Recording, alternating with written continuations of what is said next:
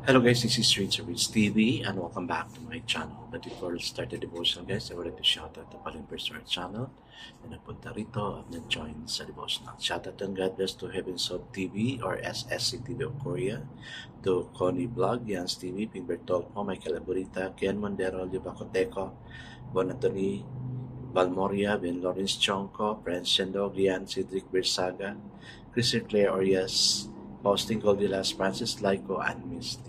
Shoutout na rin sa mga hindi nakisabay na manood sa devotional, but still napunta pa rin dito para manood at makinig sa devotional. God bless us all, guys.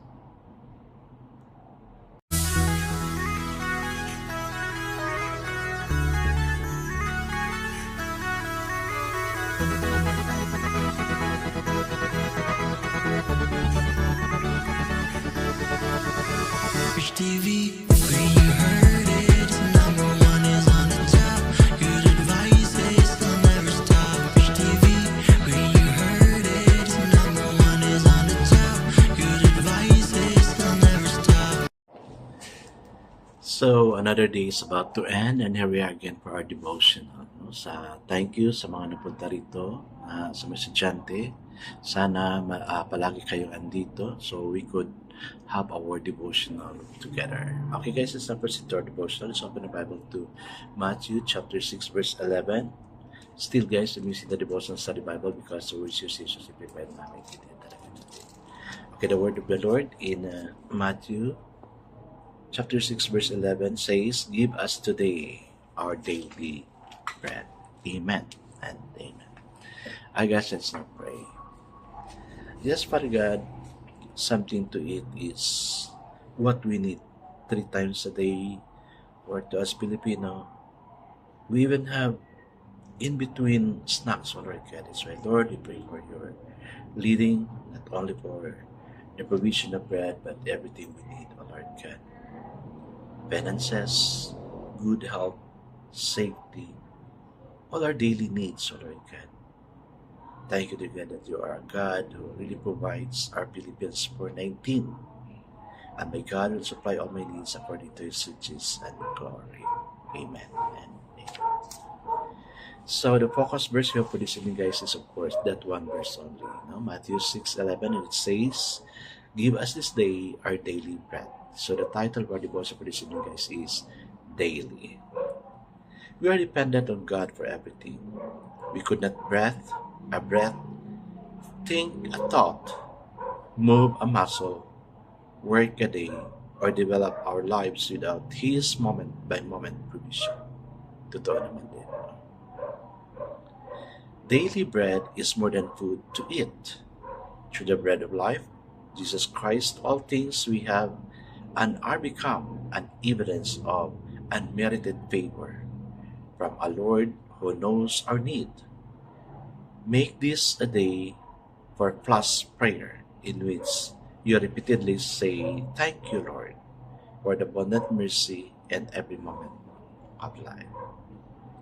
The word daily reminds us that yesterday's blessings are not sufficient for today. The Greek word of epiousion, a combination of epi or upon and eimi, to be. So we are to pray for bread for what is to be, bread for going on, or bread for tomorrow. Give us today the bread we need for tomorrow. We cannot live on the stale grace of our yesterdays. The Lord gives the day and shows the way. That's why we must seek His guidance and power for each new day, thanking God in advance for His blessing. For today frees us to live to the fullest today without worry. Our tomorrow have a great day today. Amen and amen. So, did you pray for your need about this day? Ako, I really cannot move on my day without praying. No? Pag gising ko pa lang sa umaga, kasi may app yung cellphone ko ng Bible. And then, doon ako I refer myself to the Bible na nagme-meditate ako before rising up. Immediately right after waking up in the morning. Reading the Bible, meditating, praying because I want my daily things ironed out. Kung anong posibleng mangyari sa day na yan, pinipray ko yan. Kasi sino ba naman ang gustong may palpak sa araw, di ba? Kasi pag hindi tayo nag-pray, our day is not protected. So we need to pray so our day will be protected by God. Kailangan talaga natin, guys. No? Kasi no matter how much we do things, kung wala si Lord, yung daily, natin, no? Chores, mga needs natin, ay sometimes palpak, di ba?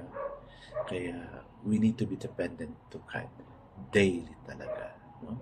And then of course, before we end our day, I'm inviting you every day at 8 o'clock to have our devotional together before we sleep. No? So we can also rest well. Ikaw ba naman, pag may problema ka, makakatulog ka ba ng maayos? Of course hindi. No? Kaya let's ask God of a peaceful night for us so we can sleep well and gain strength for tomorrow's activity. Hi guys, let's not pray. Lord God, give us today the bread we need for tomorrow. Amen. And guys, our God is a faithful God. He will really provide us the very needs we have every day. God bless us always because I know that Sean knows 10 times better. This is again Rich TV. Kita-kita tayo ulit sa muli. Paalam!